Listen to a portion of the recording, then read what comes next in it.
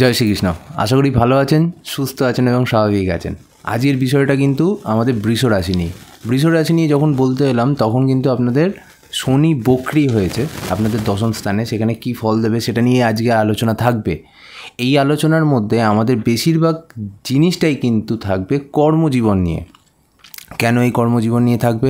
এর কারণ খুব সোজা, কারণ দশম ঘরে যখন বক্রি হচ্ছে শনি, তখন শনি কী চাইছে এবং আপনাকে দিয়ে কি করতে চাইছে। এবং সবচেয়ে ইন্টারেস্টিং জিনিস হলো স্যাটার্ন কিন্তু আপনাদের দশমপতি, মানে সে নিজের ঘরেই কিন্তু বক্রি হয়েছে। দেখুন, একটা জিনিস খুব ভালো করে বুঝতে হবে আপনাকে, যে যাদের নক্ষত্র রোহিণী, তাদের ক্ষেত্রে কিন্তু কিছু কিছু জায়গায় বেশ সাবধান থাকতে হবে। মানে আমি আবার একটু রিপিট করছি, আমাদের তিনটে নক্ষত্র দেখতে পাওয়া যায়। একটা হলো কৃতিকা দেখতে পাই, একটা রোহিণী দেখতে পাই, একটা মৃগশিরা দেখতে পাই। তো রোহিণীর ক্ষেত্রে কী হবে, হয়তো কিছুটা চ্যালেঞ্জিং হতে পারে, বাকি দুটোর ক্ষেত্রে হয়তো চ্যালেঞ্জিং নাও হতে পারে। তাহলে চ্যালেঞ্জিং হবে কখন? তখনই হবে যদি আপনার দশা বা অন্তর্দশা আপনার হিতে না থাকে। তা আপনার হিতে যখন না থাকবে তখন তো আপনার হিতের বিপরীত হবেই কিছু। এবার দেখুন, ধরুন আপনার দশা অন্তর্দশা ঠিক আছে, আপনার পক্ষে আছে, তাহলে কি হয়ে যাবে? তাহলে এই প্রবলেমটা বেশি হবে না এবং আপনার ভাবনার চিন্তা করার কারণও খুব বেশি নেই। কিছু কিছু অবস্ট্যাকেল, কিছু কিছু প্রবলেমস, কিছু কিছু বাধা, কিছু জায়গায় বিতর্ক, কিছু জায়গায় ডিলে, এইগুলো আমরা দেখতে পেতে পারি, সামান্য কিছু সেইগুলো। তবে যেটা সব ক্ষেত্রে ইম্পর্ট্যান্ট, মানে সেটা আপনার দশা অন্তর্দশা হোক এক, অথবা ধরুন আপনার নক্ষত্র যাই হোক, সেটা মৃগশিরা হতে পারে, সেটা রোহিণী হতে পারে, সেটা কৃতিকা হতে পারে, আপনাকে ফার্স্ট দেখতে হবে যে কাজগুলো পেন্ডিং পড়ে আছে এতদিনে, সেই কাজগুলো আপনাকে ছেড়ে ফেলতে হবে।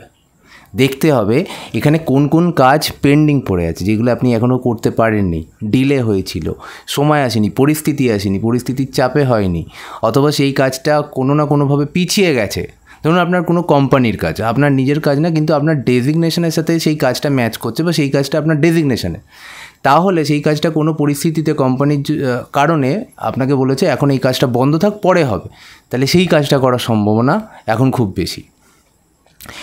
এই ক্ষেত্রে কি হতে পারে? এই ক্ষেত্রে দুটো জিনিস হতে পারে। এক হলো, হয় আপনাকে বেশি এফোর্ট দিতে হবে, বেশি সময় দিতে হবে কাজে, পেন্ডিং কাজগুলো কমপ্লিট করার, যে কাজটা কন্টিনিউ চলছে তার সঙ্গে। অর্থাৎ আপনার তো একটা কোনো প্রজেক্ট চলছে বা কন্টিনিউ কাজ চলছে, তার সঙ্গে পেন্ডিং কাজ চলে এলে হয় সেটা আপনার সমস্যার কারণ হবে, কারণ হলো ওই কাজটাকেও আপনাকে করতে হবে।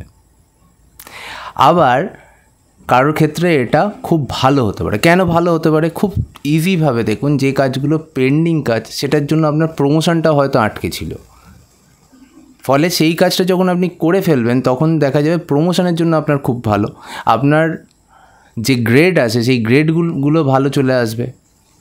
আপনাকে নেক্সট ইয়ারে যখন আপনাকে মার্কস করবে তখন সেই জায়গাগুলো আপনাকে ভালো চলে আসবে। আপনার পেন্ডিং কাজ আপনি পূরণ করেছেন, প্লাস কন্টিনিউ যে কাজটা করছিলেন সেটাও পূরণ হয়েছে। আবার উল্টো কী হবে, কিছু জায়গা থেকে হেল্পও পেয়ে যেতে পারেন। এইবার আমি আপনাকে বলবো, মোটামুটি যে জিনিস দেওয়া সেটা দেওয়া হয়ে গেছে। এবার আমি কিছু জায়গা বলবো যেখানে যাদের প্রবলেম হবে, কোন কোন জায়গায় প্রবলেম হবে আপনাদের জেনে নিতে হবে, তাহলে তো আমরা গিয়ে সেটা নিরাময় করতে পারবো। দেখুন, কিছু জায়গায় পেন্ডিং কাজ আসবে, সেটা আপনার ক্ষেত্রে হেডেক হয়ে যেতে পারে, এটা আপনার ক্ষেত্রে প্রবলেম হতে পারে। কিছু জায়গায় আপনাকে পেন্ডিং কাজটা অ্যাট এনি কস্ট করতে হবে, তাহলে আপনাকে সময় বেশি দিতে হবে, এফোর্ট বেশি দিতে হবে। কিছু জায়গায় আপনার যে ঊর্ধ্বতন কর্তৃপক্ষ, যিনি কাজটা দেবেন বা যিনি দায়ী আছেন আপনার উপরে, তার সাথে আপনার মতের মিল না হতে পারে, সেখানে একটা অসুবিধা হতে পারে। তার থেকে সাহায্য পেলেন না, সেটা একটা অসুবিধা হতে পারে। যারা গভর্নমেন্টের সাথে কাজ করছেন বা গভর্নমেন্ট প্রজেক্টে কাজ করছেন, গভর্নমেন্ট কন্ট্রাকচুয়াল কাজ করছেন, তাদের ক্ষেত্রে অসুবিধা হবে। গভর্নমেন্ট কন্ট্রাক্টর হিসেবে কাজ করছেন, তাদের ক্ষেত্রেও কিছু অসুবিধা হতে পারে। গভর্নমেন্ট এমন রুলস অ্যান্ড রেগুলেশনস আপনার উপর বেশি চাপিয়ে দেওয়ার জন্য আপনার কাজটা ঠিকমতো এক্সিকিউট করা খুব অসুবিধা হয়ে যাচ্ছে। এই ক্ষেত্রে সময় তো বেশি দিতে হবে, সেটা আমরা জানলাম, সেটা নিয়ে আমাদের আপত্তি নেই, কিন্তু এর থেকে তো আমাদের শরীর স্বাস্থ্য এবং মনের উপরও একটা চাপ পড়বে। মানসিক চাপ আমরা একটা দেখতে পাবো, স্ট্রেসের মধ্যে দিয়ে দেখতে যেতে পারি। আবার আরেকটা জিনিস, কোনো কোনো ক্ষেত্রে একটা ভীতির সৃষ্টিও হতে পারে কাজ নিয়ে। কাজ পরিবর্তন হতে পারে, কাজ একটা ছেড়ে আরেকটা যেতে পারেন, ঠিক আছে? কাজের সময় একটু বাড়াতে হবে, মানে ইন দি সেন্স আপনি আরেকটা কাজের সাথেও যুক্ত হতে পারেন। এটা আপনাদের প্রত্যেককেই বলা হচ্ছে। অনেক বৃষ রাশির মানুষ একটা কাজ করছেন, তার সঙ্গে আর একটা এক্সট্রা কাজ করতে হতে পারে এক্সট্রা ইনকামের জন্য।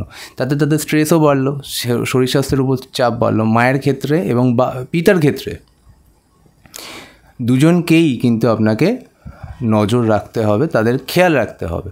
যদি আপনার দশা অন্তর্দশা সেখানে খারাপ থাকে, তাহলে তাদের শরীর স্বাস্থ্যের উপর যথেষ্ট প্রভাব পড়বে।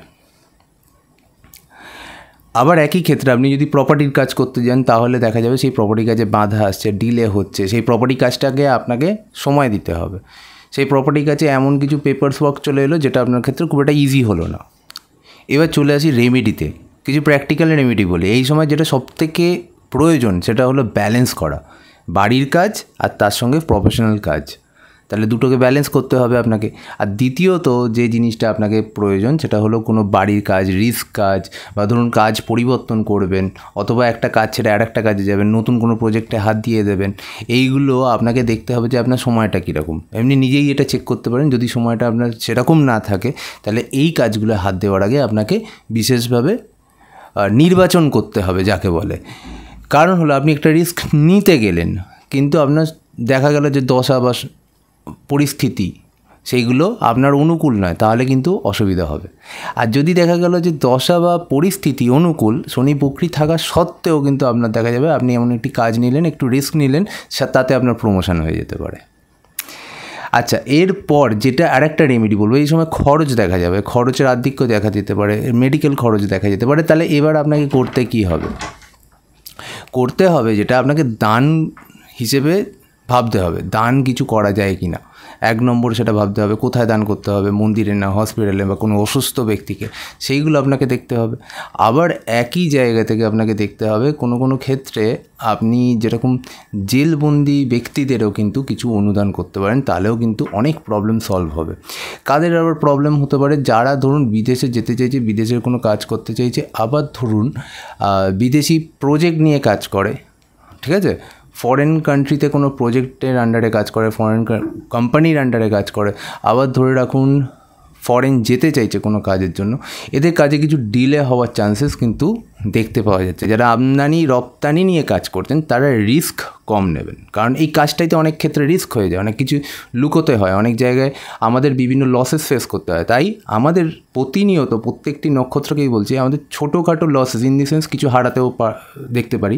এই যে 134 দিন আমাদের কাছে আছে, আমরা ছোটোখাটো জিনিসও হারাতে পারি, আবার সেটা কোনো বড় জিনিসও হতে পারে যেটা আমাদের হারিয়ে যেতে পারে। এতে ভাবার কিছু নেই, এটা আপনার ক্ষেত্রে শুভ হতে পারে, যার ফলে কিন্তু হতে পারে অনেক বড় কিছু প্রবলেমস এড়িয়ে যেতে পারে। সবাই খুব ভালো থাকবেন। যারা মনে করছেন যে আমার সাথে যোগাযোগ করবেন, আমার সাথে যোগাযোগ করে আপনার হরোস্কোপ নিয়ে বিচার করবেন, অবশ্যই আপনারা ওপরে দেওয়া আছে নাম্বার, সেই নাম্বারে যোগাযোগ করবেন। এক আর দ্বিতীয়, যারা মনে করছেন চেম্বারে আসবেন, গড়িয়াহাট বড়নগরে আমাদের চেম্বার, অবশ্যই আপনারা দেখা করবেন। জয় শ্রীকৃষ্ণ। সবাই খুব ভালো থাকবেন, সুস্থ থাকবেন। অবশ্যই সব কিছুর একটি রেমেডি থাকে। লাস্ট দুটো রেমেডি আপনাকে বলে যাই, যেটা হলো দান ধ্যান ছাড়াও আপনাকে একটা দুর্গা মন্ত্র এবং হনুমান চালিসা, এই দুটো কিন্তু আপনারা কন্টিনিউ করতে পারেন। যার যেটা যে অরা যেখানে শ্যুট করে সেটা সে করবে। কারণ যদি দেবী মন্ত্র শ্যুট করে তাহলে তাদের সেটাই করা উচিত। খুব ভালো থাকবেন। জয় শ্রীকৃষ্ণ।